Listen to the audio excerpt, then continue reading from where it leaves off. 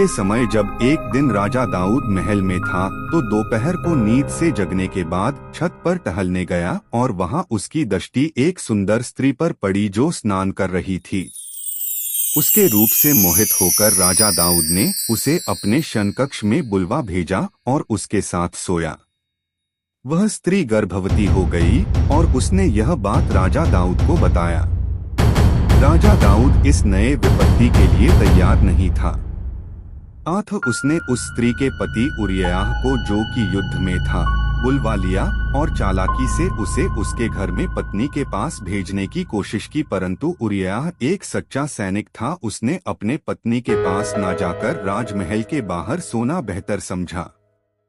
जब दाऊद ने देखा कोई उपाय काम नहीं आ रहा तो उसने अपने प्रधान सेनापति योवाब को पत्र लिखकर षड्यंत्र करके उरिय्याह को युद्ध में मरवा दिया।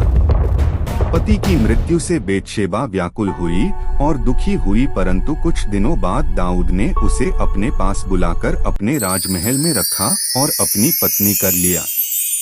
यह बात यहोवा परमेश्वर को बुरी लगी और उसने दाऊद को दंड दिया।